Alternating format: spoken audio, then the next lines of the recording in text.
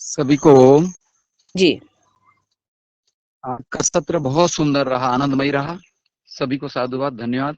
और आज के अब दूसरे सत्र के दूसरे पक्ष में हम जैविक खेती और जैव विविधता संरक्षण के सत्र में हमारे मित्र श्री राजकुमार जी चौधरी, जो सतपुड़ा अंचल में और जो सतपुड़ा की वादियों में कान्हा नेशनल पार्क के पास में इनका गांव है, लुटमारा, परसवाड़ा तहसील, जिला बालाघाट, मध्य प्रदेश से है। ये विगत 15 वर्षों से जैविकता के लिए काम कर रहे हैं और देसी बीज पे इनका अच्छा अनुभव है। इनका मार्गदर्शन हम प्राप्त करेंगे। और इन्होंने अभी तक 200 से ऊपर, मतलब इस बार 230 जो धान की विलुप्त प्रजातियों का संरक्षण भी किया है, और लगातार ये अपने खेतों में उसका उत्पादन भी कर रहे हैं और इनका बीज का संवर्धन भी कर रहे हैं। और वर्तमान में आप अभी इस समय खेत में हैं। आज हमको लाइव हम खेत में देखेंगे और सारी प्रजातियों को भी हम करीब से देख पाएंगे ऑनलाइन। आदरणीय राजकुमार जी चौधरी जी, आप आए। आपका इस सत्र में और पूरे सदन में स्वागत है योगहार परिवार की तरफ से। आदरणीय राजकुमार जी चौधरी।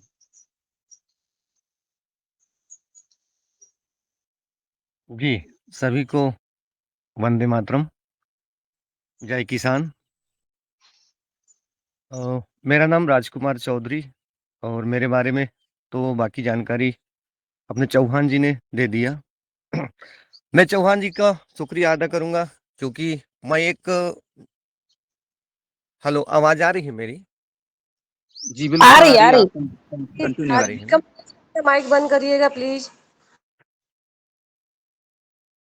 मैं एक छोटे से गांव, एकदम जंगल से लगा हुआ मेरा गांव है, और मैं ज्यादा शहर से टच में नहीं हूँ। इस छोटे से गांव में मैंने अपने परंपरागत दादा परदादा के जो बीज थे, उन बीजों को संरक्षित करने का एक काम स्टार्ट किया है। और यह काम मुझे काम करते हुए 15 वर्ष हो गए। जब पहली बार मैंने यह काम स्टार्ट किया तो मेरे पास 13 वैरायटी के देसी बीज थे, और आज ये धान का, और आज की स्थिति में मेरे पास में 200 से ऊपर देसी बीज हो गए हैं। धान के अलावा मैं जहाँ जो बीज मिल जाए, मुझे तो लगता है कि प्रभु ने मुझे इसकी जिम्मेदारी सौंपा है, और इसी जिम्मेदारी को मैं निभाने का प्रयास कर रहा हूँ। और इन देसी बीजों से मुझे एक रिश्ता जुड़ा हुआ है।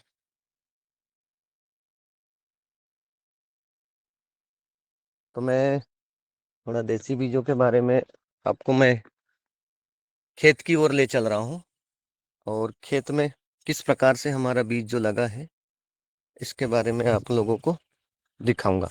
सबसे पहले मैं आप लोगों को बता देता हूँ कि देसी बीज क्यों जरूरी है।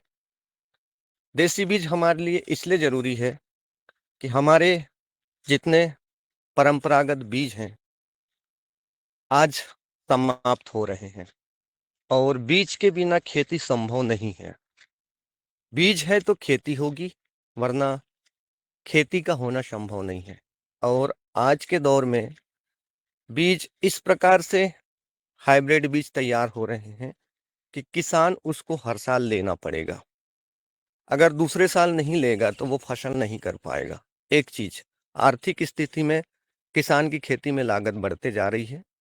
दूसरा चीज ये है कि बीज बनाने की जो परंपरा आदि अनादि काल से हमारे दादा परदादा लोगों ने जो बताए हैं, यह परंपरा हमारी विलुप्त होते जा रही है। किस बीज को किस प्रकार से रखना है, वो बीज कैसे तैयार करना है, ये पूरी की पूरी जानकारी हमारी प्राचीन काल से हमारे परंपरागत यह पीढ़ी दर पीढ़ी चलते आ रही थी।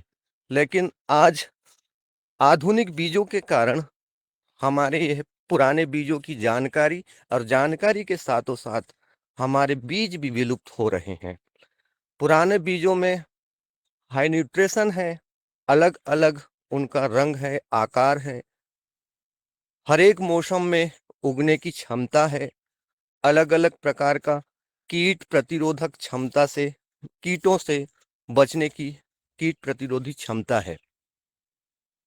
ये ही मात्र हमारे परंपरागत बीजों में है, और आधुनिक बीज अगर हम उपयोग कर रहे हैं तो इन बीजों के लिए हमें अलग से खाद, अलग से दवाई, ये सारा चीज उपयोग करना पड़ता है। तो ये तो हमारा परंपरागत देसी बीज जो है, ये बीज का रखने का उद्देश्य हुआ। अब इनको हम तैयार किस प्रकार से कर रहे हैं, आपको मैं थोड़ा खेत में दिखा देता हूँ। और चौहान जी, ये कैसे दिखाना है ये मुझे थोड़ा नहीं आता। राजकुमार भैया, जो राइट साइड में ऊपर एरो है ना, उसको टच हाँ करिए हाँ, तो बच्चे का दिखेगा। गोल वाला जो घूमता हुआ एरो है, दो तीर वाला। अच्छा अच्छा अच्छा,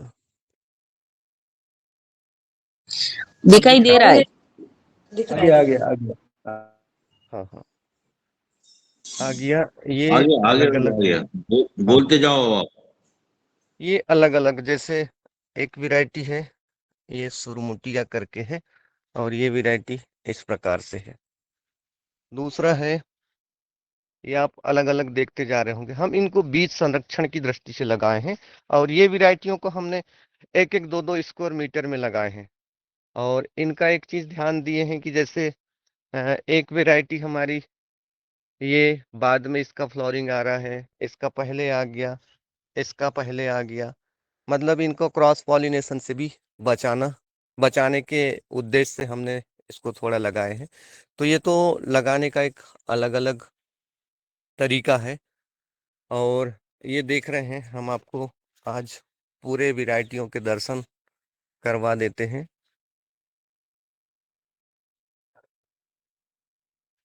जैसे कि देखेंगे, ये एक अलग वैरायटी है, और ये हम लोगों ने अलग अलग वैरायटियों के साथ में नंबर प्लेट लगा के रखी है।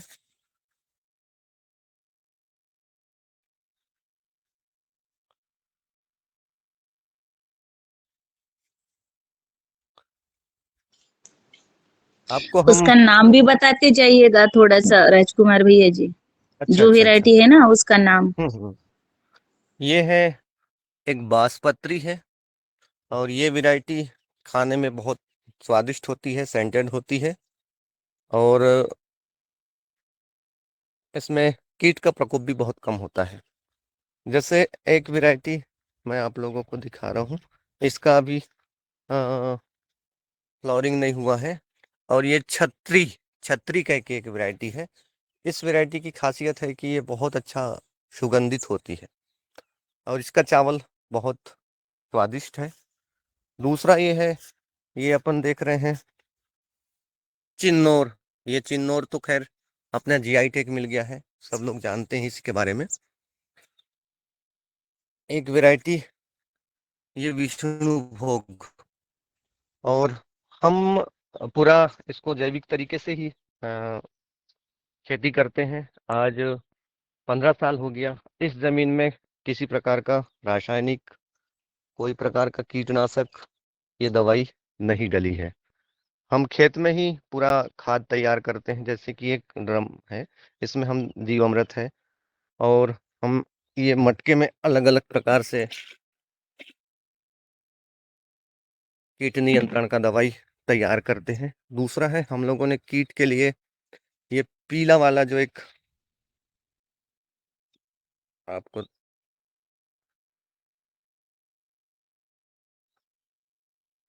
और अलग अलग, जैसे चिड़िया बैठने के लिए हमने खेत में ये लकड़ी लगा के रखी है, तो उसमें चिड़िया भी बैठी हुई हैं जो कीट को खा लेती हैं। जैसे एक चिड़िया ये बैठी है।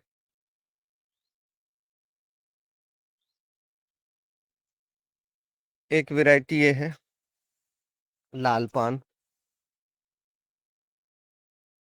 जो इसके पत्ते लाल हैं। कुंभदेव का एक वैरायटी है, इसका बाली इस प्रकार से है।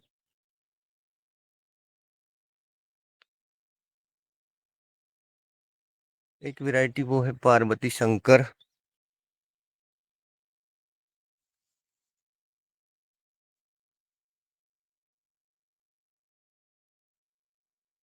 भजना कह के एक वैरायटी है। शुभ्रा।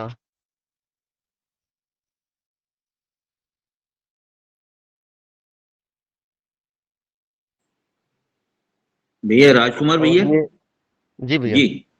मैं आपको ये काफी समय हो गया लगाते हुए, तो इन वैरायटियों की खासियत भी बताते जाओ और इनकी उम्र भी बताते जाओ और क्या खासियत, खाने में कैसे, सबका अलग अलग। काफी समय आपके पास, अब ये 1 घंटे का समय है।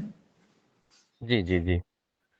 ये एक वैरायटी देख रहे हैं, ये है हमारी छिंदी कपूर। छिंदी कपूर वैरायटी खाने में बहुत स्वादिष्ट होती है। और जैसे हम इसका बाली जो देख रहे हैं, ये बाल जो ही निकल रहा है इसका, तो एकदम से आ, श्याम कलर का, ब्लैक कलर का दिखता है। एकदम ब्लैक भी नहीं है, हल्का बैगनी कलर। तो इसका चावल एकदम वाइट होगा और सुगंधित होगा। तो इसमें हाई न्यूट्रिशन है, ये आयरन की मात्रा भी है इसमें, और बहुत प्रोटीन है। जैसे इस चावल का मैंने एक अंदाज किया हूँ कि जैसे कोई अगर बीमार है, उस स्थिति में हम बीमारी हालत में अलग अलग जैसे फल फ्रूट खिलाते हैं, तो उसकी जगह में वो कितना केमिकल से पका हुआ है।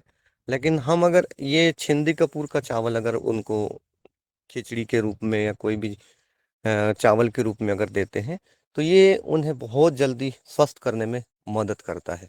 तो ये छिंदी कपूर की एक खासियत है।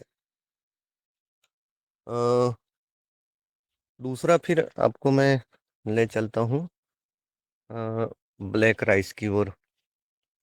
थोड़ा खेत में नमी है तो अंदर घुसने में थोड़ा दिक्कत हो रहा है।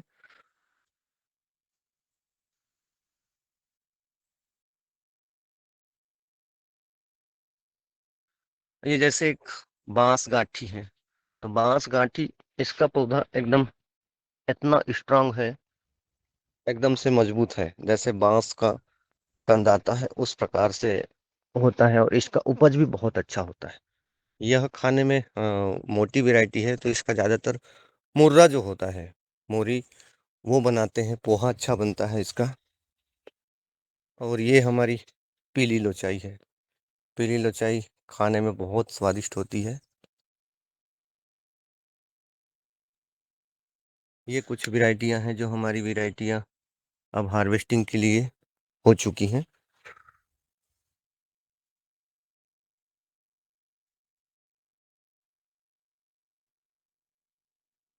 खेती में कितने प्रयोग किए आदरणीय राजकुमार भैया जी आज तक अपने बीज? अच्छा, खेती में हमने मैंने तो अलग अलग बीज भी खुद से तैयार किया हूँ। दूसरा है कि धान के अलावा मेरा जब रबी का सीजन आएगा तो उसमें चना, गेहूँ, ये भी जो पुरानी वैरायटियां हैं, इन वैरायटियों को लगाता हूँ। और दुबरा धान एक होती है, उसका बीज है क्या? अच्छा, दुबराज धान, हाँ हाँ, दिखा देता हूँ मैं आपको उसको। दुबराज धान लगी हुई है, उसका अभी 8 दिन समय है उसका फ्लावरिंग आने में, क्योंकि वो 140 से 50 दिन की होती है। तो उसकी बाली अभी नहीं निकली है, लेकिन दुबराज धान भी लगा हुआ है। जैसे हमारे यहाँ के जो ककेरी, उराई, भुट्टा, सफरी, सठिया, गुरमुटिया, दुबराज, जीरा शंकर, काला जीरा, जीरा फूल, बासमती, ये पूरी इस बार हमने पूरे खेत में 220 वैरायटियाँ लगी हुई हैं।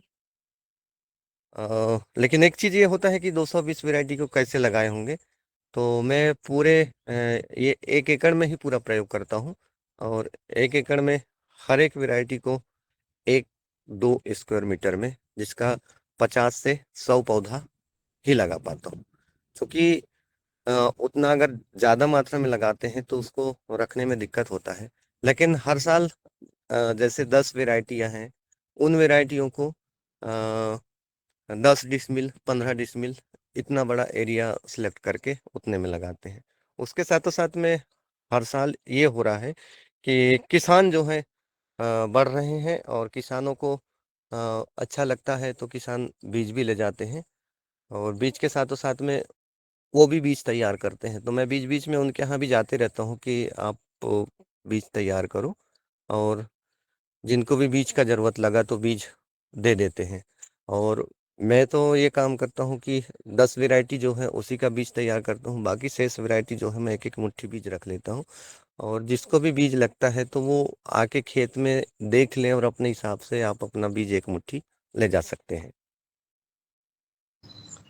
आदरणीय राजकुमार भैया जी, धान और आप गेहूं, चना, इसके अलावा सब्जियों पर नहीं काम कर रहे हैं कि सब्जियों का बीज?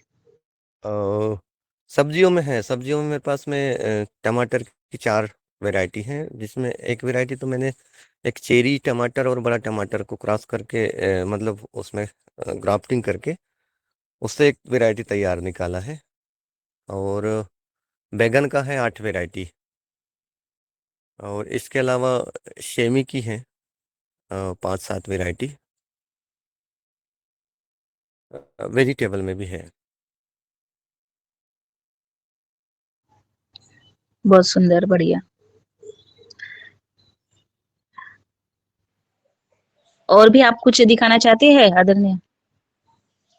अच्छा, दिखाने के लिए तो अभी वर्तमान में इतना ही है। अब मैं थोड़ा नमी है, पानी है, तो मैं पूरी एक एक वैरायटियों को थोड़ा दिखाने में मुझे चलिए, फिर अब प्रयास करता हूँ। ये जी जी, आप थोड़ा, हाँ।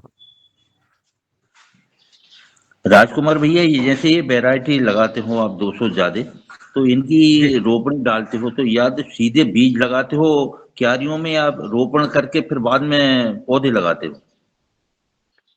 रोपण करके पूरा रोपाई डाल देते हैं। और उसके लिए हम लोग एक मैप भी तैयार करते हैं। मैप के साथ ही साथ में हमारा जो ये नेम प्लेट होता है, तो ये नेम प्लेट शुरू से ही उसके साथ वैरायटी के साथ में चालू हो जाता है। जी जी हाँ, वो तो जरूरी है बिल्कुल, जब भी वैरायटी हाँ, बचेंगे। हाँ, हाँ, जिस दिन से हमने वैरायटी लगाया उस दिन से वो नेम प्लेट उनके साथ में लगी रहती है, और उसका एक मैप बना लेते हैं फिर हम, और मैप के आधार से ही कौन सी वैरायटी कहाँ है, ये सारा चीज। काम बहुत कठिन है, और पता नहीं ऊपर वाले ने ही शक्ति दे दिया है कि मुझे इतना सारा चीज कर पा रहा हूँ मैं तो मैं भी नहीं सोचता कि अपने आप में कैसे इतना कर पाऊंगा। जय ये कृष्णा प्रभु की ही कृपा है। राजकुमार भैया जी, जय श्री जी, कृष्णा। तो जय ये श्री जो कृष्ण। धान आप मतलब बीज के रूप में ही बेचते हैं या उगाते हैं, तो धान मिलेगा क्या राइस के, मतलब जो रसोई में लगता है वो खरीद सकते हैं? अच्छा, ये खरीद सकते हैं लेकिन ज्यादा क्वांटिटी में नहीं है, क्योंकि अ, 2-3 वैरायटी ही हमारे पास में ज्यादा। अब एक वैरायटी जो हमारी मधुमालती है वो तो पूरा परिवार लगाता है, और गांव में बहुत किसान भी लगा रहे हैं। तो ऐसे 2-3 वैरायटियां ही जो हैं जिनका चावल मिल पाएगा। मधुमालती की खासियत क्या है?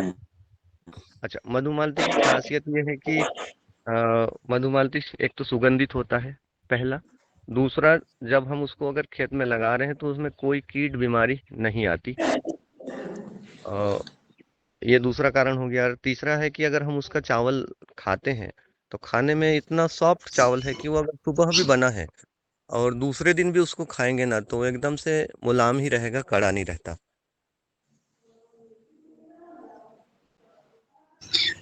बहुत सुंदर। अब नारायण मीना जी, आपका सवाल हो गया? जी जी, मैं ये पूछ रहा हूँ उनसे, राजकुमार भैया से, जैसे ये रबी सीजन आ रहा है अगला अपना, तो इसमें आपके हाँ, पास गेहूं की और चने की कौन कौन सी वैरायटी हैं जो हमें उपलब्ध हो सकती हैं, अब मात्रा के रूप में थोड़ा हो जाए?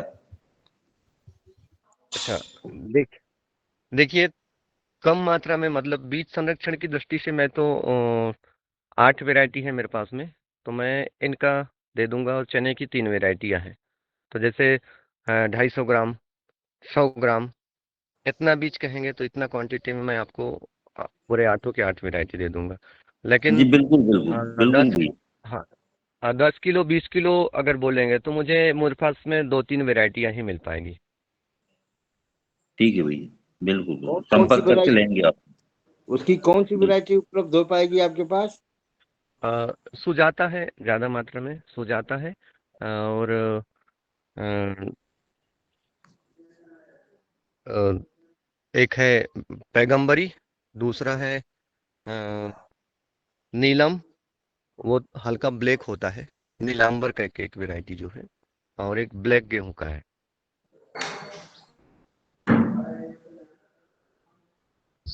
जी, बहुत सुंदर। आगे चलते हैं। और अतिशय सुंदर हमारे आदरणीय मुख्य वक्ता जी राजकुमार जी देशी बीजों पर काम कर रहे हैं। धान और गेहूं, चना का बीज, उसी के साथ सब्जियों का भी बीज संरक्षण कर रहे हैं। उनके लिए बहुत बहुत अभिनंदन और बधाई देते हैं। इसी तरह आगे हमारे और भी भाई बहनों के सवाल है, और इसी प्रश्न से हमारा सबका समाधान हो सकता है। आगे सबसे पहला हैंड राइज है आदरणीय रवि चंद्र मेहरा जी भाई साहब का। तो राजकुमार जी से संवाद करें। जी, स्वागत है।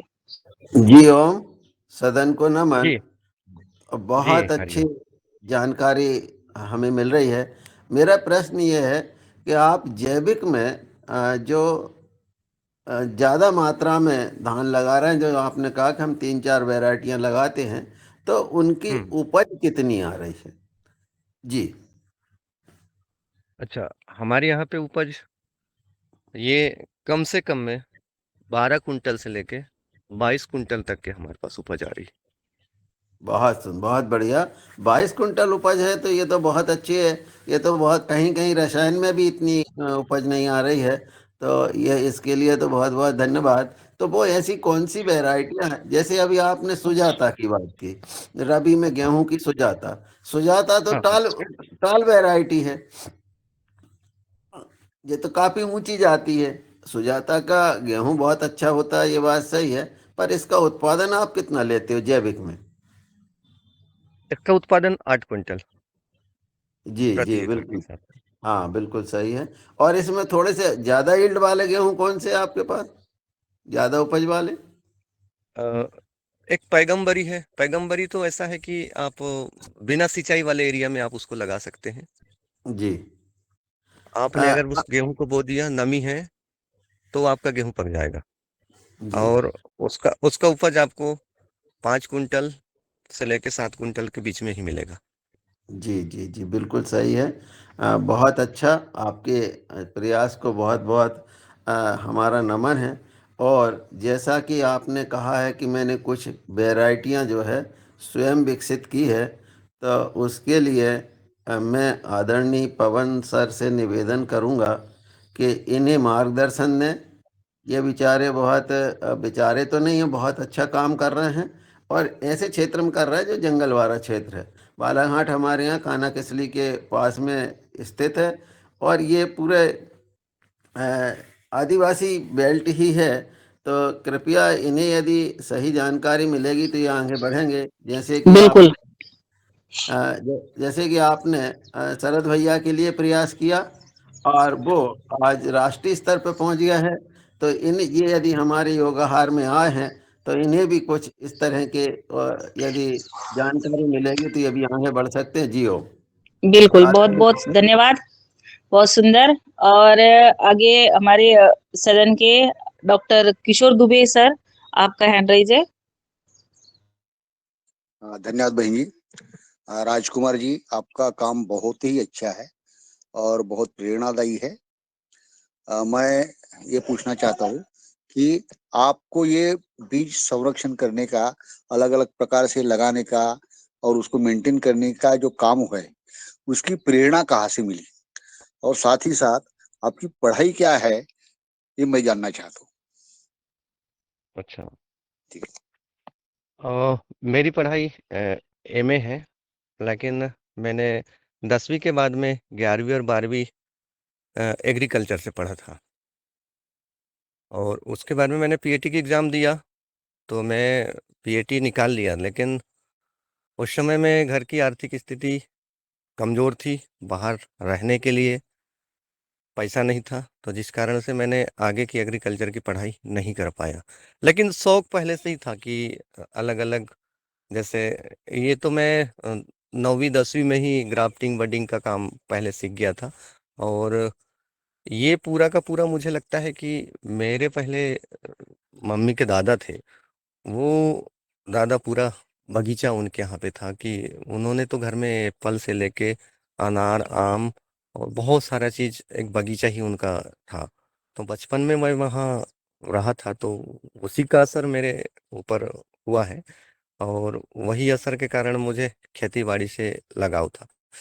तो मैंने आर्थिक स्थिति के कारण आगे की पढ़ाई नहीं कर पाई, लेकिन मन में ये था कि मैं इन चीजों का काम तो कर सकता हूँ, क्योंकि किसान का बेटा हूँ और पैतृक गुण मेरे में किसान के हैं।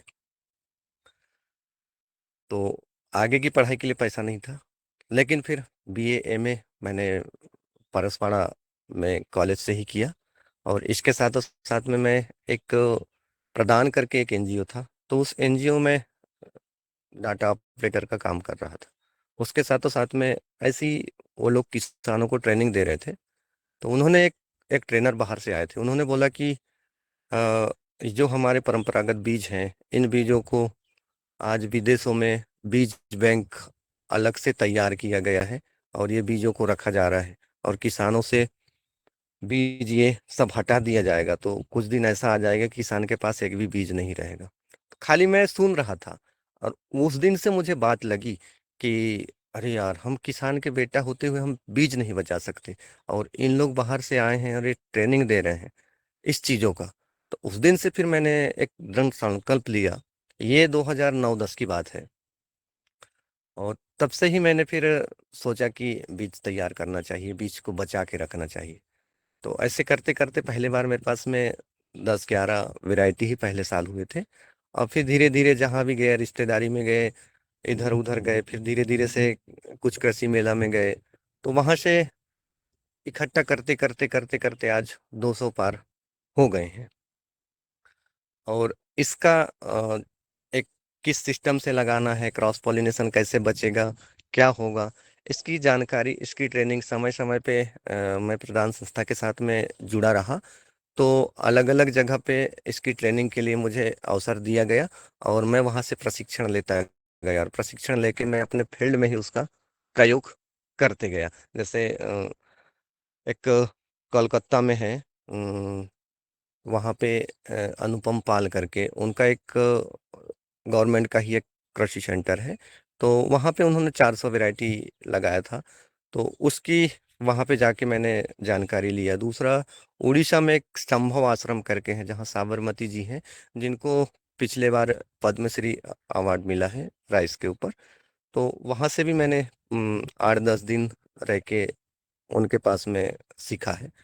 दूसरा है कि एक चंडीगढ़ में एक ट्रेनिंग हुआ था NITTR में, तो वहाँ 5 दिन का प्रशिक्षण था, वहाँ पे सीखा, और फिर अलग अलग जगह पे जहाँ भी जरूरत पड़ते गया कि यहाँ सीखना चाहिए, तो वहाँ जाके सीखा। दूसरा है कि हमारे बालाघाट डिस्ट्रिक्ट से KVK है, तो वहाँ पे रमेश अमूल्य जी हैं, वो मेरे क्लास बचपन से, हमने 5वीं क्लास से 10वीं तक के साथ में पढ़ा है।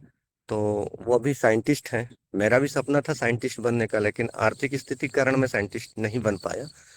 तो उनसे भी मैं प्रेरणा मिलते गई। दूसरा है कि उन्हीं के साथ में फिर अ, बिसेन जी हैं, उत्तम बिसेन जी, उनसे मुलाकात हो गई। तो समय समय पे उत्तम बिसेन जी को भी मैं कुछ अगर जानकारी लेना है, कुछ लगता है, तो मैं ले लेता हूँ।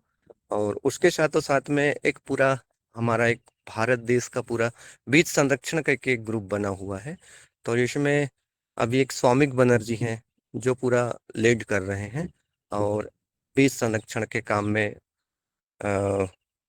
लोगों का जो रुचि कम होता है, तो क्या है, बीच बीच में अगर एक दूसरे से मुलाकात हो जाती है, ट्रेनिंग हो जाती है, तो उसमें एक सकारात्मक ऊर्जा आ जाती है। नहीं तो अकेले करते रहो तो उसमें लगता है कि हम क्या ही कर रहे हैं, दुनिया तो कुछ नहीं कर रही है, लेकिन हम ही कर रहे हैं। तो वो एक बैटरी चार्ज करने का काम सौमिक बनर्जी समय समय पे करते रहते हैं। राजकुमार जी, आप बिल्कुल वैज्ञानिक ही हो, और वैज्ञानिक जो तरीका होता है उसी तरीके से आपने अलग अलग जगह से ट्रेनिंग लिया है और उसको समझा है, और निश्चित रूप से आप वैज्ञानिक हो, मैं इस दावे के साथ बोलता हूँ, क्योंकि आपने खोबरागड़े का नाम सुना होगा, जिन्होंने गढ़चिरौली में 8 धान की वेराइटी निकाली थी। वो भी आम आदमी था, वो भी कृषि से पढ़ा लिखा आदमी नहीं था। और भी 2-3 लोग हमारे परिचित है जो कृषि से पढ़े लिखे नहीं है, लेकिन उन्होंने वेराइटीज निकाली है। और आपने भी जो 2-3 वेराइटीज अभी बोला है, वो निश्चित रूप से अच्छे काम है। हाँ, सिर्फ इनको थोड़ा डॉक्यूमेंटेशन आदि करके उसको यदि आगे बढ़ाया गया है, तो निश्चित रूप से इन वेराइटीज को आगे बढ़ाया जा सकता है। आपका संपर्क नंबर मुझे दे दीजिए, जो भी मदद करना है हम करेंगे। धन्यवाद। मैं दादाजी संपर्क खोबरागड़े से मिला था।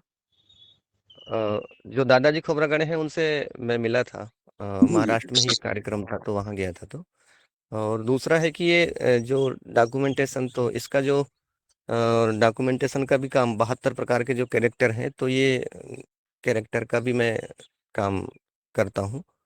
तो मैं इसका 3-4 साल का डाटा मैनेज है मेरे पास में। जी, अतिशय सुंदर। और आज के मुख्य वक्ता का नंबर मोबाइल में लिख दिया है। और इसी के साथ में सबसे पहले अभी हैंड राइज है आदरणीय सीएम यानी अनिल राय जी। आप अपना प्रश्न कम शब्दों में थोड़ा सा और समय को देखते हुए। जी, ओम सदन को प्रणाम। आपको धन्यवाद दीदी। मैं केवल एक प्रश्न पूछना चाहता हूँ कि सर, आगे हम लोग जो चना-वना लगाते हैं, जिसमें धान बहुत लेट वैरायटी लगाने से काफ़ी दिक्कत हो जाती है कि हम लोग का सरसों है या चना है या कुछ भी, वो बहुत लेट हो जाता है। तो कोई ऐसी छोटी दिनों की प्रजाति हो और अच्छी हो, तो उसको हम लोग धान के लिए यूज़ करें, तो इस संबंध में आप अपना मत दें सर। अच्छा, ये आपकी जमीन में कितने दिन का धान उग पाता है? जैसे सर काला नमक है मेरे यहाँ, ये तुलसी माला लगाए हैं। ये अब ये कितने दिन का है ये लोग तो बताए नहीं, लेकिन ये है कि अभी लगाए हैं, हमको लगता है कि सब 150-160 दिन का है। हाँ, ये तुलसी माला, तुलसी दास, जीरा फूल, दुबराज, किन्नौर, ये जो है 150 से ऊपर ही जाएंगे। जी। तो आपको ये जो अभी आपकी बाली निकली नहीं होगी। जी ना। हाँ हाँ, अगर आप चाहें तो आपको 130 से 35 दिन में ये जो बाली निकली है छिंदी कपूर, ये वाला आपको लगा सकते हैं आप। सिंधी कपूर। हाँ हाँ, अच्छा, इसका ये छिंदी सर उत्पादन कितना होता है? ये छिंदी कपूर का उत्पादन आपको 10 से 12 कुंटल ही आएगा। अच्छा, ठीक प्रति है। एकड़। ये तो काला नमक हाँ से लगभग थोड़ा सा ज्यादा ही है। हाँ, काला नमक का थोड़ा क्या है कि दाना उसका छोटा है, जी तो उससे इसका दाना बड़ा है और जी। उससे उपज इसका ज्यादा है। लेकिन ये हाई न्यूट्रिशन है। इसी का काला बात नमक। मैं बोल रहा था, नहीं, छिंदी कपूर का ही बात बोल रहा था कि छिंदी कपूर का चावल अगर बना है तो दूसरे घर में मोहल्ला अगर पूछा नहीं तो छिंदी कपूर लगाना छोड़ देंगे कि तुम्हारे घर काय का चावल बना है क्योंकि। तो अच्छा अच्छा अच्छा, बहुत हाँ हाँ धन्यवाद सर। जी, तो हाँ इसका हमको कुछ बीज मिल जाएगा क्या? हाँ, इसका बीज मिल जाएगा। हम क्या है, पिछले साल 14 लोगों का डिमांड था, तो इस जी। बार हमने इसको वही करीब 15 डिसमिल में किया है। तो 15 डिसमिल में आ जाएगा, बीज तो आ जाएगा। काफी लोगों को हम 1-1 2-2 किलो दे सकते हैं। धन्यवाद सर, धन्यवाद। धन्यवाद। तो ठीक है, पूरे मोहल्ला के आ धन्यवाद। जाएंगे भोजन करने के लिए, पूरे मोहल्ला के सीएम साहब। अरे बिल्कुल सर, मैं बिल्कुल हृदय से हम आप लोगों को आमंत्रित करते हैं कि आप अवश्य आएं सर। जी। अब पहले उनका धान तो होने दीजिए, फिर हम जाएंगे। और आगे चलते हैं। शशिकांत तिवारी जी, आपका हैंड रेज है, अपना प्रश्न करें। जी, राजकुमार भैया बहुत अच्छा काम कर रहे हैं। 220 वैरायटी धान की संरक्षित किए हुए हैं। तो इसमें 2-4 अच्छी वैरायटी कौन सी निकल के आई जिनका उपज भी अच्छी है, कीट भी कम लग रहे हैं और खाने में भी बहुत स्वादिष्ट और अच्छी हो, सुगंधित हो। तो ऐसी 4-5 वैरायटी और कैसे इसका प्रबंधन कर रहे हैं, मतलब खाद कितना डाल रहे हैं, कैसे क्या कर रहे हैं, थोड़ा सा इसके विषय में भी बताने का कष्ट करें। अच्छा, वैरायटियाँ जैसे अलग अलग तो हैं। जैसे हम अगर मोटी वैरायटी जो मुर्रा और पोहा के हिसाब से लगा रहे हैं, तो हमारी इसमें सबसे अच्छी वैरायटी सुरमुटिया है, गुरमुटिया है, पांडरी है, चिपड़ा है, गणेश है। ये वैरायटी मोटी वैरायटी होती है। इनका पोहा और मुर्रा काफ़ी अच्छा होता है। दूसरा परमल करके एक वैरायटी है। तो ये वैरायटियाँ इस उद्देश्य से हो गई। लेकिन हम अगर खाना खाना में अगर अच्छी वैरायटी देखें, तो अच्छी वैरायटी हमारे पास में एक सुगंधित नहीं है, लेकिन उसका उपज अच्छा है और दाना बढ़िया पतला है। तो एक है वैरायटी किधर गई, मंसूरी कह के एक वैरायटी है। तो वो वैरायटी फिर राम जैसी है। दूसरा है कि जो मैंने बताया था, उपज भी अच्छी है और खाने में भी अच्छी, मधुमालती। दूसरा छेंदी कपूर, दुबराज, लुचाई, और बाकी रेड राइस हैं, ब्लैक राइस हैं। तो ये तो हम डेली में नहीं खा पाते, क्योंकि सफ़ेद चावल खाने वाले हैं। और इनमें खाद खाद का इस्तेमाल भी हम कोई प्रकार का बाहर से कोई खाद नहीं ले आते। जितना भी है पूरा घर का ही बना गोबर खाद डाल देते हैं। गोबर खाद के बाद में जीवामृत हम खेत में ही तैयार करते हैं। और इसमें हमने ये 100 लीटर का ड्रम है, तो इससे 3 बार डाला है। 3 बार 2-2 राउंड में, मतलब 3 दूनी 600 600 लीटर के करीब हमने इस खेत में डाला है। इसके अलावा बीच में कीट आ गया था, तो कीट के लिए फिर हमने अग्नि अस्त्र बनाया। अग्नि अस्त्र में 5-7 प्रकार के पत्ते को लिए और उसके साथ में लहसुन मिर्चा मिला के इनको बारीक कूट के इसको आग में पका के गौमूत्र के साथ में 1 दिन रख के दूसरे दिन हमने इसका छिड़काव किया। तो जो कीट हैं, कीट भी समाप्त हो गए। लेकिन फिर भी नहीं हो रहे थे, तो फिर इसको हर एक 15 दिन का मैंने रूल्स बनाया और उसके बाद में फिर ब्रह्मास्त्र भी बनाया, उसमें डाला। अच्छा, एक चीज महत्वपूर्ण इकाई किसानों के लिए बता देता हूँ कि हमको खाद कब डालना है और कीट के लिए दवाई कब डालना है। कोई भी किसान अगर पौधा को, एक आता है वर्धक और दूसरा रक्षक। वर्धक मतलब पौधे की वृद्धि के लिए और रक्षक मतलब पौधे की रक्षा के लिए। तो वर्धक हमें हमेशा, जब अगर पूर्णमासी का समय आता है, 15 दिन का पखवाड़ा चलता है, अमावस्या पूर्णिमा, तो पूर्णमासी का जब समय चलता है, तो पूर्णमासी के समय में हम अगर 4 दिन पहले या 4 दिन बाद अगर कोई भी वर्धक चीज का उपयोग करते हैं, खाद वाला चीज अगर उपयोग करते हैं, चाहे वो घन जीवामृत हो, जीवामृत हो, गोबर खाद हो, या अन्य प्रकार का कोई भी आप बाजार का खाद हो, इसको अगर डाल रहे हैं आप पूर्णिमा के 4 दिन पहले 4 दिन बाद, तो ये सोचिए कि आपको वो पूरा का पूरा 100% फायदा करेगा और आपको खाद कम लगेगी। और दूसरा, अब कीट के लिए कोई सा दवा डाल रहे हैं, तो ये अमावस्या जो होती है, तो अमावस्या के 2 दिन पहले या 2 दिन बाद, इस समय में आप अगर कोई सा भी कीट के लिए, कीट रोकने के लिए कोई सा भी कीटनाशक खुद से बनाया हो चाहे मार्केट का हो, इसका अगर आप इस्तेमाल करते हैं, तो आपको निश्चित है कि कीट आपके खेत में नहीं आएगा और नहीं लगेगा। जी, अतिशय सुंदर संवाद हमारे राजकुमार जी से। और थोड़ा मैं सा आगे एक अब चीज और जानना चाह रहे हैं कि टमाटर की वैरायटी है, आधा आधा किलो की होती थी पहले, तो क्या आपके पास है क्या इसका भी? टमाटर, हाँ, एक काशी है, एक 5 कलिया है, एक चेरी है। तो वो आधा किलो का टमाटर, आधा किलो का तो मैंने नहीं उगाया है, मेरे पास 250 ग्राम तक के का हुआ है। उसमें नीचे फटा फटा टाइप का रहता है, बहुत ही आ, स्वादिष्ट होता है। हाँ हाँ, वो ऐसे कली कली रहते हैं, 5 कलिया, 3 कलिया, 4 कलिया, इस प्रकार का रहता है। नीचे नीचे अगर देखेंगे तो नाभि जैसे होता है जी जी नीचे जी। का भाग उसका। हाँ,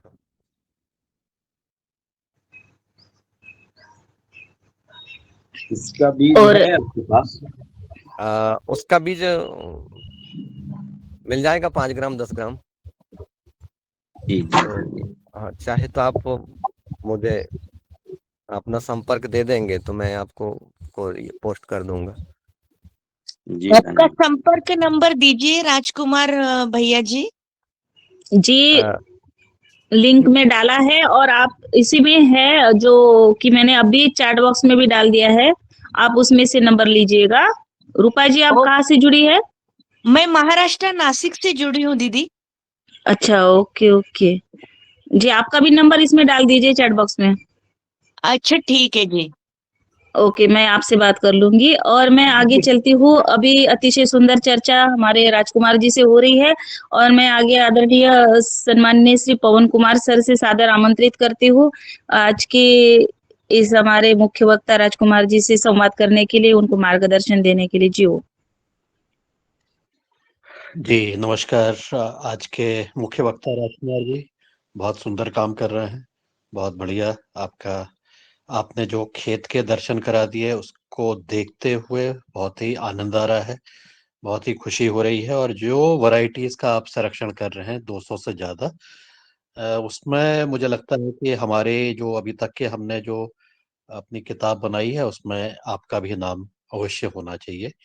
और इसके लिए मैं अनुरोध करना चाहता हूँ दिनेश सेमवाल जी से कि राजकुमार जी से संवाद करके उनकी बातों को उसको लिपिबद्ध कर लेंगे तो बहुत अच्छा रहेगा उसको। और उस किताब में फिर एक और अ, हो जाएगी। अब मेरा मेरा जो दो तीन चीजें हैं, दो तीन कमेंट हैं, वो ये है कि राजकुमार जी ने बताया कि उनको धन की कमी की वजह से उन्होंने कृषि की पढ़ाई नहीं की।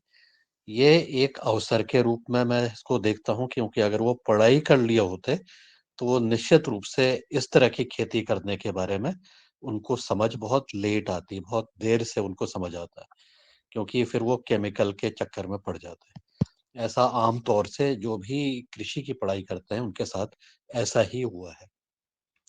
तो उसमें कोई बात नहीं, अब उसमें हुआ तो अब तो काम कर रहे हैं, जो उद्देश्य लेकर के चल रहे थे शायद उसमें उन्होंने पूर्ति पाई। और ये भी एक बहुत अच्छी बात हुई है जो उन्होंने अपनी कहानी बताया कि उन्होंने आपके जो प्रदान संस्था में डॉक्यूमेंटेशन का काम किया।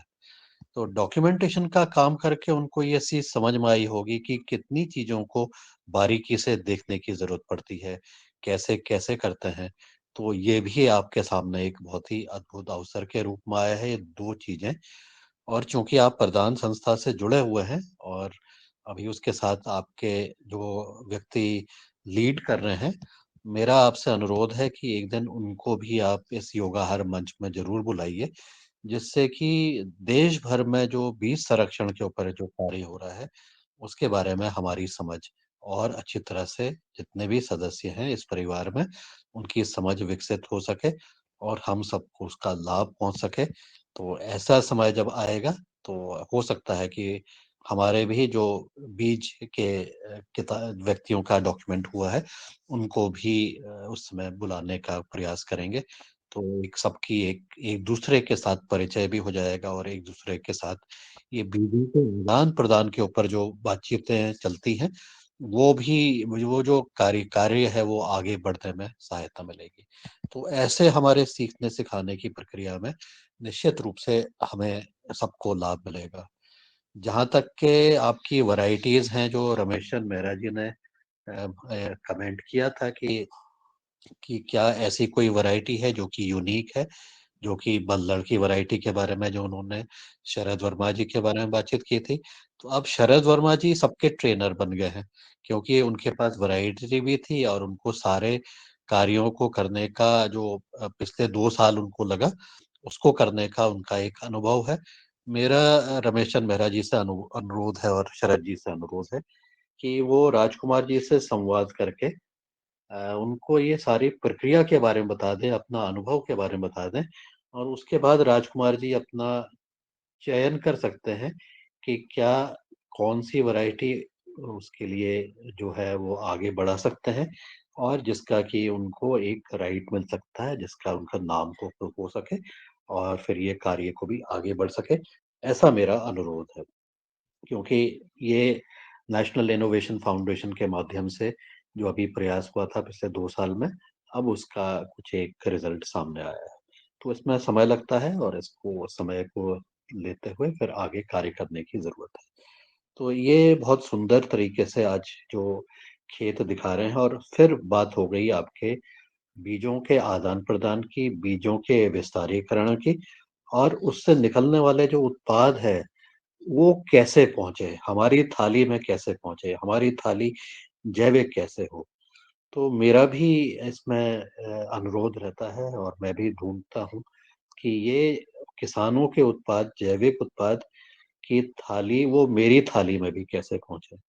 तो मेरा अनुरोध है राजकुमार जी से या और भी अन्य हमारे साथियों से कि वो ऐसी व्यवस्था बनाएँ कि ये 1 किलो के पैकेट, 2 किलो के पैकेट, 5 किलो के पैकेट ऐसे पैक होकर के पोस्ट ऑफिस के माध्यम से वो उपभोक्ता तक सीधे पहुँचने का एक तरीका बने और उसके लिए आप अपने स्तर से कार्य करने का प्रयास करिए। एक तो तरीका ये हो गया कि पोस्ट ऑफिस के माध्यम से तो उसके लिए आपको पैकिंग भी करनी है, फिर उसको आपको वहाँ पर ले जाना भी है।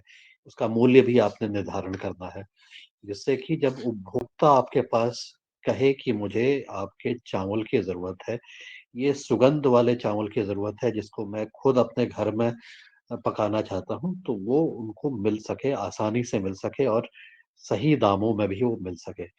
कोरियर से भेजते हैं तो कई बार उसकी कीमत बहुत ज़्यादा हो जाती है कोरियर की, इसलिए मैंने पोस्ट ऑफिस का तरीका को बताया है, लेकिन उसकी पैकिंग भी होना बहुत ही आवश्यक है और बहुत ही ज़रूरी है। तो ऐसा करते हुए हम अपने शहर के जो उपभोक्ता हैं, वहाँ पर अगर इस तरह के जैविक चीज़ों का हम सेवन करते हैं, तो निश्चित रूप से वो हमारे स्वास्थ्य के लिए भी लाभप्रद है और हमारे किसान के लिए और उपभोक्ता दोनों के लिए लाभप्रद होगा। तो ऐसी व्यवस्था बनाने के लिए हमारे योगाहार के परिवार के सदस्य, विशेषकर जो किसान हैं, उनसे मेरा अनुरोध है कि वो इस तरह की व्यवस्थाएँ बनाएँ। व्यवस्थाएँ एक बार बन जाती हैं, तो उसके बारे में फिर उसका प्रचार-प्रसार करें। तो जल्दी ही कल्पना जी कह रही हैं कि जल्दी ही होगा, तो मुझे भी आशा है कि जल्दी ही ये कार्य हो जाएगा और ये हार्वेस्ट का समय भी आ रहा है अगले माह से अक्टूबर-नवंबर में धान की हार्वेस्ट हो जाएगी, बाकी फसलों की हार्वेस्ट हो जाएगी। तो इसको इस तरह से कुछ एक प्रयास अगर किए जाते हैं, तो इसमें सबको लाभ होगा और हम एक विषमुक्त भोजन अपनी थाली में ग्रहण कर पाएँगे। हमारी थाली भी उपभोक्ता की थाली में भी और जो उपभोक्ता हैं, अगर वो ऐसा प्रयास करते हैं कि अपने साथ में 2-4 लोगों को, 10 लोगों को, 20 लोगों को और ऐसे उपभोक्ता को जोड़ते हैं, तो फिर हमारा जो सपना है कि हम फैमिली फार्मर की बात करें, वो भी कहीं न कहीं साकार होगा। तो ऐसा मॉडल मेरे ख्याल से बहुत लाभप्रद होगा, बहुत उसका फ़ायदा होगा और निश्चित रूप से हम सब मिल कर के एक आगे विकसित भारत की जो हम परिकल्पना करते हैं और आत्मनिर्भरता की बात करते हैं, वो छोटे स्तर से शुरुआत करें, ज़मीनी स्तर से शुरुआत करें। क्योंकि बातें तो हो जाती हैं बड़ी, लेकिन ज़मीनी स्तर पर हम लोग जो काम स्वयं कर सकते हैं और एक-दूसरे को सहयोग कर सकते हैं, उस पर हम बातचीत करते हैं और उसके लिए अपनी व्यवस्थाएँ बनाते हैं, तो हम सबको एक आगे बढ़ने का एक मौका मिलता है। तो आज के इस बहुत ही सुंदर सेशन सत्र के लिए राजकुमार जी को बहुत अभिनंदन और उनसे निवेदन है कि वो अपने साथ के और उनके साथ जो उनके लीड हैं बीज वाले पूरे देश में जो कार्यक्रम चलता है प्रदान का, उनको भी आज के कार्यक्रम के बारे में बताएँ और उनसे भी अनुरोध करें कि जब भी उचित समय हो, तो वो भी इस कार्यक्रम में आकर के अपनी बात कहें। और भी जो बीज उत्पादक हैं, बीज उगाने वाले हैं, वो सब एक साथ आते हैं, अगर 3-4 लोग भी अगर साथ में आ जाते हैं, तो सबको एक एक न नए नज़रिए से बीजों की कहानी और बीज के आधार पर एक-दूसरे को सहयोग करने का एक माध्यम मिल पाएगा। इतना कह के मैं अपनी वाणी को विराम देता हूँ। आप सबको अभिनंदन, बहुत-बहुत धन्यवाद। जी, बहुत-बहुत धन्यवाद सर।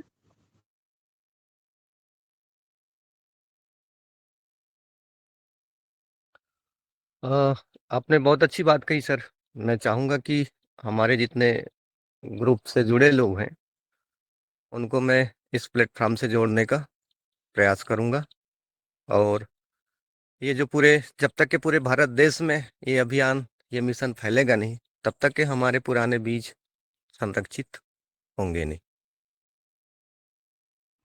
जी जी, बहुत बहुत धन्यवाद राजकुमार जी, बहुत बहुत अभिनंदन आपका।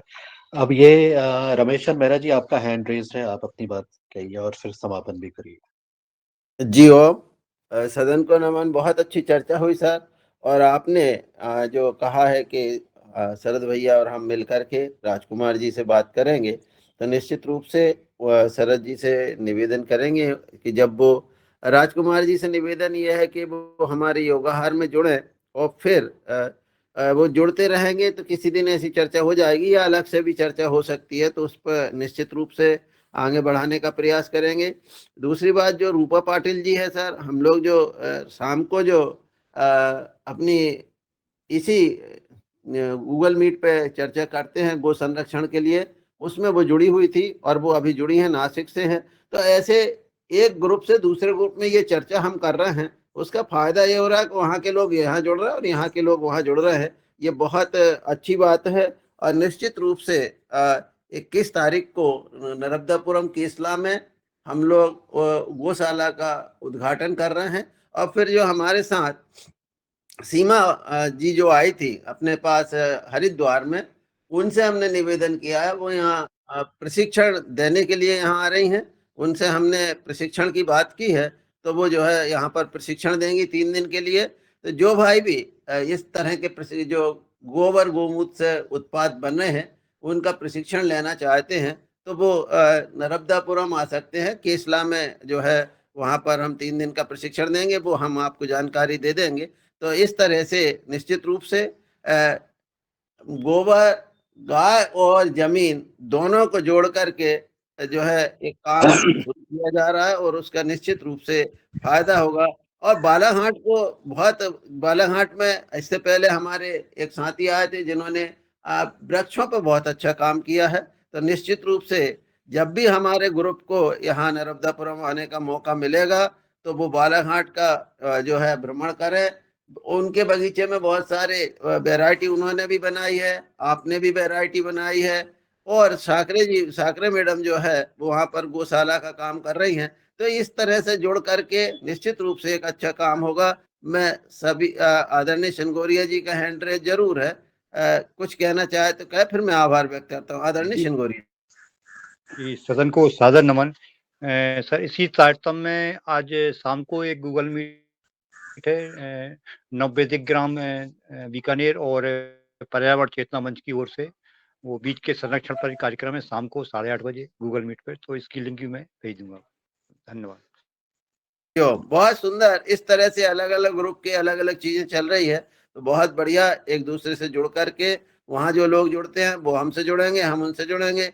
आज हम अपने योग शिक्षक आदरणीय हमारे योग शिक्षक महोदय का, आदरणीय रंजना जी का, आदरणीय जो है हमारे मुख्य वक्ता जी का हम आभार में प्रकट करते हुए हृदय से आभार व्यक्त करते हैं। और सभी जो सज्जन जुड़े हैं उन सब लोगों का हृदय से आभार। जी ओम। जी मेहता जी, आप दीपावली के और भैया दूज के अवसर पर आपने रखा है, तो थोड़ा सा दिक्कत होती है आने में। उसके लिए सर हम क्षमा प्रार्थी है, फिर आगे और बढ़ाएंगे तो अपन वो प्रशिक्षण का सत्र चलते रहेगा सर। अभी इसको तो उस दिन करना अनिवार्य इसलिए है कि वो 21 अक्टूबर को दीपावली भी है, और 21 अक्टूबर को सुभाष चंद्र बोस जी ने जो है वो उनके जो आजाद हिंद का जो गठन किया था, उस अवसर पर वो किया जा रहा। जी हो, सभी को नमन, और आज के सभा का समापन करते हैं। जियो।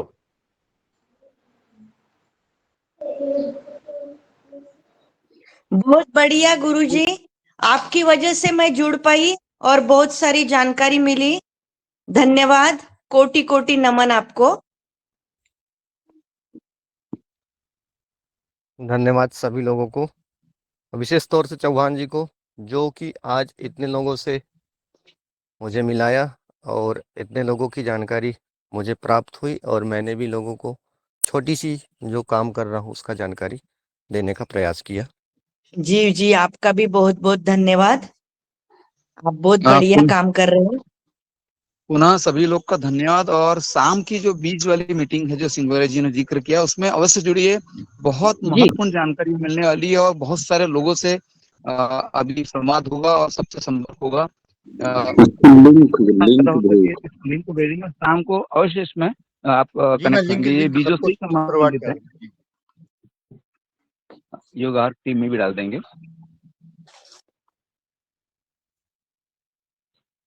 जी जी।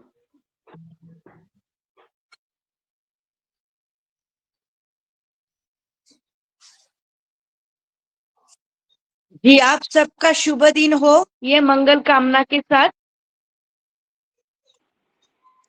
हम लास्ट में मूल मंत्र बोलते हैं, सर्वे भवन्तु सुखिनः, सर्वे सन्तु निरामया, सर्वे भद्राणि पश्यन्तु, माँ कश्चित् दुःख भाग वयेन। ओम